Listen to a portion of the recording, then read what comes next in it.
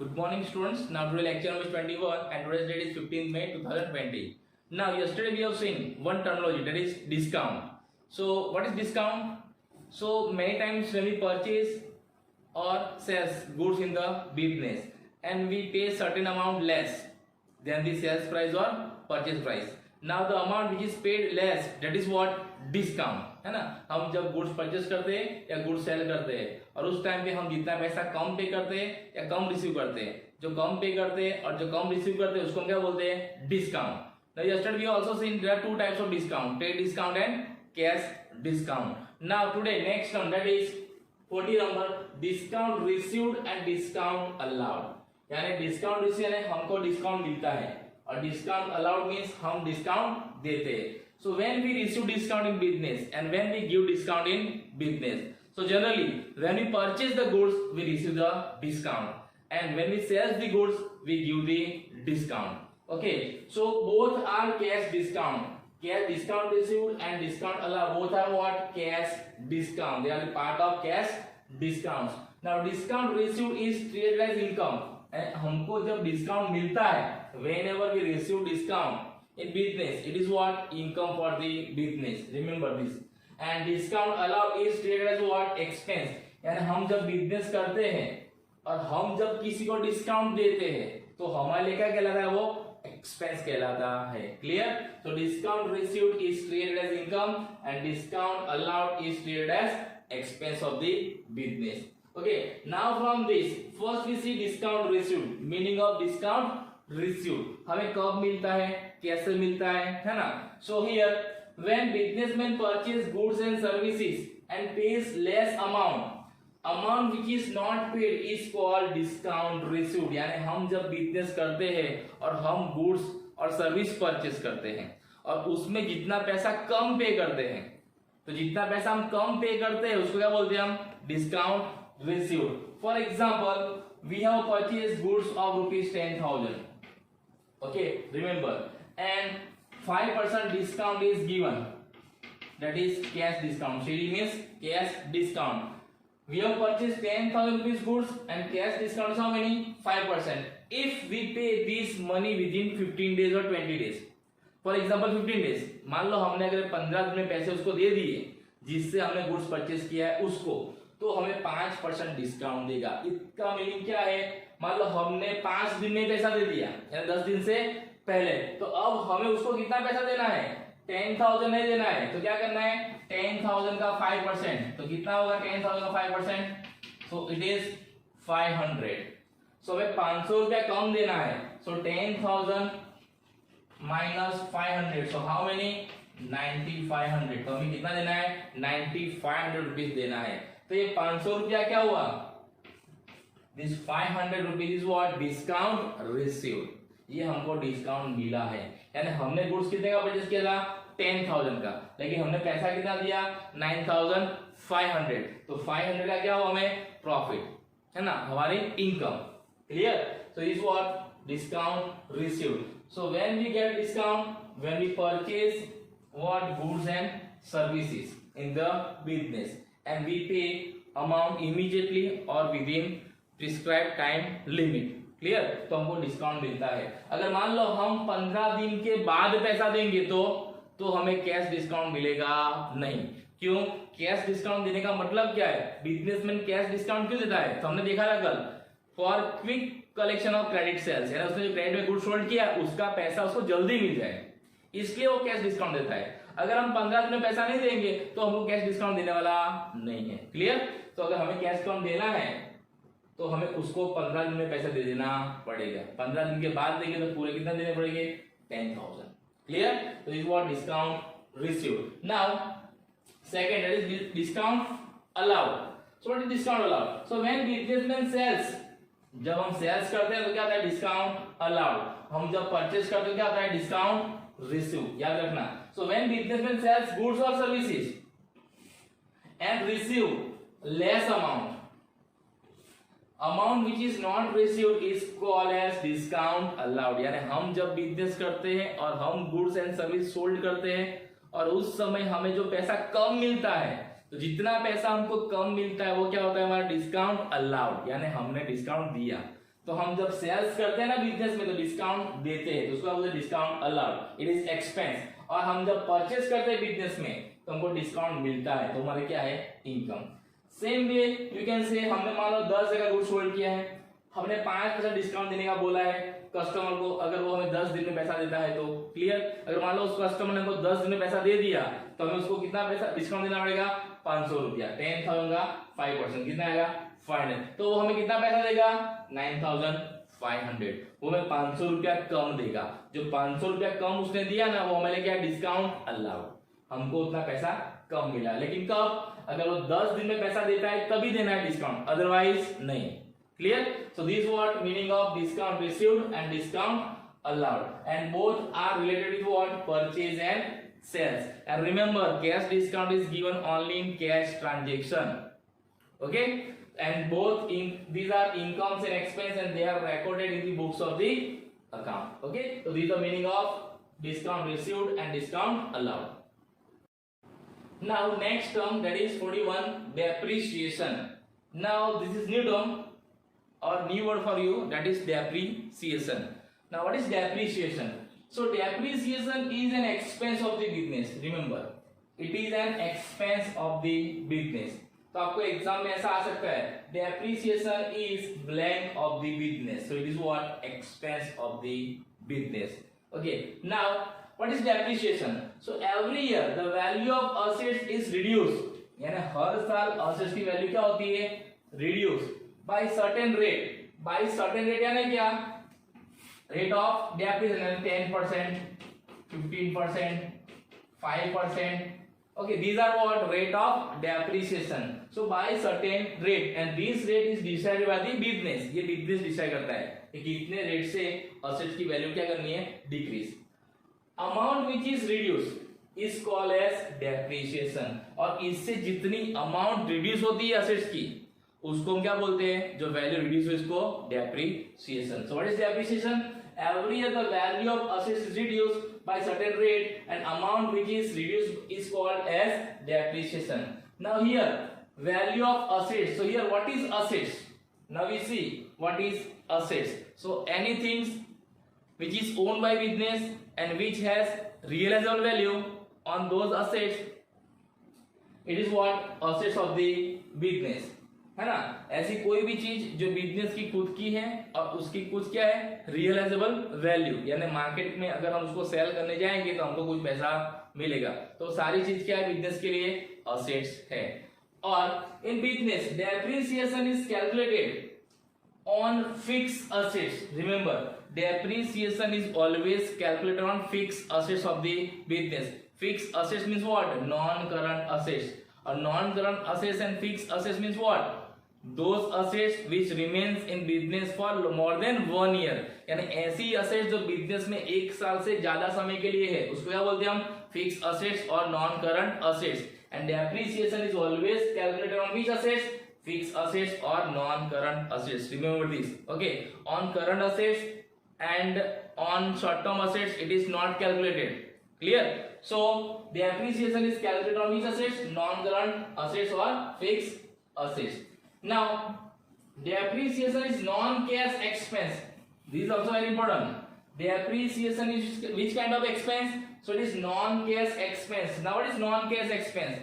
So on the one hand it is expense of the business, but on the other hand we are not paying any single rupees to any other person for this expense. यानी depreciation हमारा expense है, लेकिन इसके अंदर हम किसी को पैसा देते नहीं है, उसकी वैल्यू डाउन करते हैं, असेट्स की वैल्यू डाउन करते हैं, है ना, लेकिन उतना पैसा हम किसी को देते नहीं है, वो पैसा बिजनेस में ही रहता है। So it is non cash expense. So depreciation is non cash expense of the business. Okay, so in business according to act, a businessman has to calculate depreciation on all the fixed assets of the business. ये हमें rules के हिसाब से करना ही है। Okay, so now why there is a depreciation. तो मान लो हमारे पास कोई भी असेट्स हो, आज आप कोई भी असेट्स लेके आइए, ठीक है, तो उसका वैल्यू आने वाले दिन में कम होने वाला है, एक्सेप्ट लैंड। लैंड को छोड़ देते हैं, है ना, लैंड और गोल्ड। बाकी सब असेट्स आप देख ले, आपके घर में भी जितनी भी असेट्स है, आपने जब उसको परचेस किया होगा उस टाइम पे उसकी जितनी कीमत होगी ना, आज उतनी कीमत नहीं होगी। है कि नहीं? तो वो कीमत डिक्रीज क्यों होती है? और जो जो आज उसकी प्राइस है वो प्राइस डिक्रीज हुई ना, और जो डिक्रीज प्राइस हुई इसको क्या बोलते हैं? डेप्रिसिएशन। फॉर एग्जाम्पल आपने अपना मोबाइल 10,000 में परचेज किया था। फॉर एग्जाम्पल मैं आपको एग्जाम्पल दे रहा हूँ, आपने मोबाइल 10,000 परचेज किया था 1 साल पहले, तो आज की डेट में उसकी प्राइस 10,000 नहीं होगी, उससे कम होगी। मान लो उसकी कीमत है 8,000 फॉर एग्जाम्पल, तो कितना वैल्यू कम हुआ? 2,000। तो ये जो 2,000 रुपीज कम हुआ ना value, that is what? Depreciation. ये क्या है? डेप्रिसिएशन है। यानी हमारी एसेट की वैल्यू कितनी थी? 10,000, अभी कितनी हो गई? 8,000। तो 8,000 कैसे हो गई? 2,000 क्या हो गया? डेप्रिसिएशन। अब ये डेप्रिसिएशन आता कैसे है? Because decrease in the value of assets, क्योंकि उस असेट्स की वैल्यू क्या हो गई?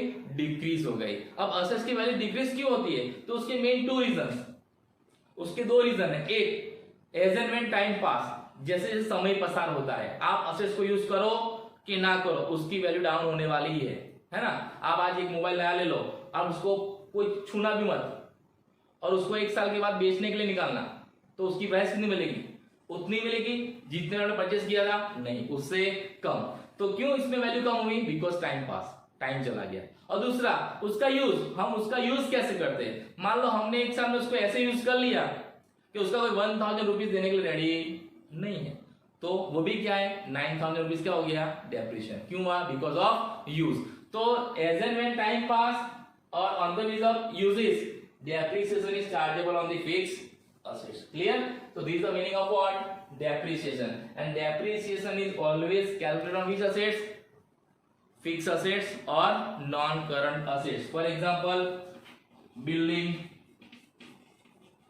है ना? Then machines, then furnitures, then land. These are what? Fixed assets of the business. On these assets depreciation is calculated. So whenever in our business there are fixed assets, it will be depreciable. Depreciable means what? इसकी value कम होने वाली है कि नहीं? So that is what? Depreciation. And it is the expense of the business. Remember, depreciation is the expense of the business. Depreciation is not loss of the business. वो loss नहीं है, वो क्या है? Expense है। अब depreciation क्यों count करना है, कैसे काउंट करना है, वो हम देखेंगे पार्ट 2 में। एक चैप्टर है डेप्रिसिएशन, उसमें हम डिटेल में देखेंगे कैसे कैलकुलेट करना है, कितनी मेथड है ना, उसकी अकाउंटिंग इफेक्ट भी क्या होगी वो। ठीक है? तो this is the meaning of depreciation. Now next term, that is bad debts, that is term number 42. So this is also new word. So bad debts. So what is bad debts? So first, when goods sold on credit by the business, person to whom goods sold is a debtor of the business, and from him the amount of sales is not be collected. यानी हम जब business में जिसको credit में goods sold करते हैं वो हमारे लिए क्या होता है? Debtors. Clear? Then from him the amount of sales, यानी उससे हमने जो गुड्स सोल्ड किया है ना, उसका पैसा कलेक्ट करना होता है ना? हमने उसको क्रेडिट में गुड्स सोल्ड किया है तो हमको उससे अपना पैसा क्या करना है? कलेक्ट करना है. But many time debtor of business may not be in position, लेकिन कई बार ऐसा होता है हमने जिसको क्रेडिट में गुड्स सोल्ड किया है वो अपना पैसा दे पाता नहीं है. क्यों? तो due to his weak financial position, due to his weak financial position और you can say condition, he is not able to pay our due, है ना? उसकी financial condition because of any reason is not strong, then he is not able to pay our due. So if the amount is not collected even after the necessary efforts, हमने बहुत बार उसको बोल दिया, हमने बहुत कोशिश कर ली भाई हमारा पैसा है जो वापस कर दे दे, हमने जो गुड्स सोल्ड किया वो पैसा हमको दे दे, लेकिन हमने बहुत बार कोशिश की फिर भी वो दे पाता नहीं क्योंकि उसकी फाइनेंशियल कंडीशन अच्छी है नहीं. So the amount which is not received is known as what? Bad debts. और कई बार बोलने के बाद भी जो हमें पैसा देता नहीं है तो वो हमारे लिए क्या होता है? बैड डेब्ट्स होता है. क्लियर? तो बैड डेब्ट्स कब होता है बिजनेस में? तो आपको ये 3 चीज याद रखनी है. First, when we sold goods on credit, अगर हम गुड्स क्रेडिट में सोल्ड करेंगे तो ही बैड डेब्ट्स होगी, अदरवाइज होगी नहीं। क्लियर। और जिसको हम गुड्स सोल्ड करते हैं क्रेडिट में, वो हमारा क्या होता है, डेटर्स, जो हम पहले देख चुके हैं। ओके, अब डेटर्स पैसा हमें क्यों नहीं दे पाता है, because of his weak financial position. अब फाइनेंशियल पोजीशन वीक है तो आपको क्वेश्चन नहीं आएगा सर कि अगर उसकी फाइनेंशियल कंडीशन वीक है तो हम उसको गुड्स क्यों सोल्ड करते हैं। सही बात है ना, उसकी फाइनेंशियल कंडीशन अच्छी नहीं तो हम उसको क्रेडिट में गुड्स सोल्ड क्यों करेंगे। लेकिन ऐसा नहीं है, जब हम गुड्स सोल्ड करते हैं ना उस टाइम पे उसकी फाइनेंशियल कंडीशन अच्छी होती है, या हम देख नहीं पाते, ये भी हो सकता है। लेकिन हम जब पैसा कलेक्ट करने के लिए जाते हैं ना, या उसको कॉल करते हैं, तब पता चलता है, वो बहाना बताया कि आज नहीं, कल नहीं, परसों, तो हमको पता चल जाता है कि उसको पैसा देना नहीं है ना। तो हम जब बिजनेस पे क्रेडिट पे गुड्स सोल्ड करते हैं और जो गुड्स हमने सोल्ड किया उसका पैसा हमको नहीं मिलता है हमारे डेटर से, तो वो क्या कहलाता है बिजनेस में, bad debts. Clear. So bad debts is not an expense, remember, ये आपको एमसीक्यू में आ सकता है। बैड डेब्ट is not an expense but it is a loss. ये क्या है, लॉस है। क्लियर। सो कैसे क्वेश्चन आ सकता है, सो बैड डेब्ट is blank of business but not blank of business, यानी bad debt is not a blank of business but it is a blank, यानी bad debt is not expense of business but it is a loss of business। इसमें हमें loss होता है, expense होता नहीं है। तो bad debts कब होगी बिजनेस में, जब हम गुड्स कैसे सोल्ड करेंगे, क्रेडिट में गुड्स सोल्ड करेंगे। जैसे अभी जो मार्केट की सिचुएशन है आप सब भी देखते हो कि ड्यू टू कोरोना कई सारे बिजनेस क्या है, बंद है। तो उसमें क्या था, बिजनेसमैन खुद से नहीं चाहता है कि मुझे उसको पैसा देना नहीं है, लेकिन ड्यू टू मार्केट कंडीशन और मार्केट सिचुएशन इस financial condition is not good, so is not able to give money on time, है ना। तो वो क्या कहलाता है, उसके सप्लायर के लिए वो bad debts. Clear. So bad debts is not an expense but it is what, loss of the business. Now ऐसा नहीं है कि हमने जिसको गुड्स सोल्ड किया है वो पूरे का पूरा अमाउंट देता नहीं है ना। फॉर एग्जांपल हमने किसी को 10,000 का गुड्स सोल्ड किया था, हमने 10,000 का गुड्स सोल्ड किया है, लेकिन अब तक उसने हमको 9,500 रुपीज दिए हैं, है ना। तो कितने दिए नहीं है, 500 रुपीज उसने हमें दिए नहीं है। हमने उसको कई बार बोला भाई पैसा दे दो, पैसा दे दो, पैसा दे दो, लेकिन वो देता नहीं है। तो फिर हम क्या करते हैं, उसको भूल जाते हैं और हम उसको क्या कंसीडर करते हैं, बैड डेब्ट्स। क्लियर। तो वो क्या हो गया, बैड डेब्ट्स। और सम टाइम ऐसा होता है कि हमने 10,000 का गुड्स दिया है लेकिन वो उसमें से 1 रुपया भी हमको देता नहीं है, because of any reason, because of any reason. हमें ये देखना नहीं रीजन कौन सा है, हमें ये देखना है कि हमको पैसा मिला नहीं है। और हम जब क्रेडिट में गुड्स सोल्ड करते हैं कस्टमर को और वो हमको पैसा देता नहीं है टाइम पे, तो वो हमारे क्या कहलाता है, बैड डेब्ट्स। क्लियर। सो यहाँ पे हमारी पूरी बैड डेब्ट्स हो जाएगी और कई बार कुछ अमाउंट बैड डेब्ट्स होती है। Clear. So these are meaning of bad debts. Now in business mainly there are 3 types of डेब्ट, है ना। First one that is good डेब्ट, second one that is doubtful डेब्ट and third one that is bad डेब्ट। Now what is good डेब्ट, what is doubtful डेब्ट and what is bad डेब्ट। So we have seen bad debts. Bad debts यानी ऐसा पैसा जो हमको मिलने वाला नहीं, हमने मान लिया है कि इससे पैसा मिलने वाला नहीं, तो हम क्या करते हैं, उसको भूल जाते हैं। नाउ गुड डेब्ट यानी ऐसी डेब्ट, यानी ऐसे डेटर्स जिसको हमने क्रेडिट में गुड्स सोल्ड किया है, वो गारंटीड है कि वो हमको पैसा आज में कल देने वाला ही है, उसमें हमें पूरा भरोसा है। तो हम जब बिजनेस करते हैं तो हमारे बिजनेस में ऐसे कस्टमर्स होते हैं, कुछ कस्टमर ऐसे होते हैं जिसपे हम भरोसा कर सकते हैं कि कुछ भी हो जाए पैसा दे के ही जाएगा, बाकी रखेगा नहीं, तो उसको हम क्या बोलते हैं, गुड डेब्ट। डाउटफुल डेब्ट है ऐसे कस्टमर जिसपे हम श्योर नहीं है लेकिन हमें डाउट रहता है, दे भी जाएगा नहीं भी दे जाएगा, है ना, तो उसको क्या बोलते हैं हम, डाउटफुल डेब्ट। और बैड डेब्ट्स यानी ऐसे कस्टमर्स जो हमको पता है कि इसका पैसा मिलने वाला नहीं है, तो उसको क्या बोलते हैं, बैड डेब्ट्स बोलते हैं, है ना। लेकिन बिजनेस में हम कुछ बोल सकते नहीं है, कभी कभी हमारी जो गुड डेब्ट होती है वो बैड डेब्ट हो जाती है और कभी कभी जो बैड डेब्ट होती है वो हमारी क्या हो जाती है, गुड डेब्ट भी हो सकती है। It depends on market conditions. Clear.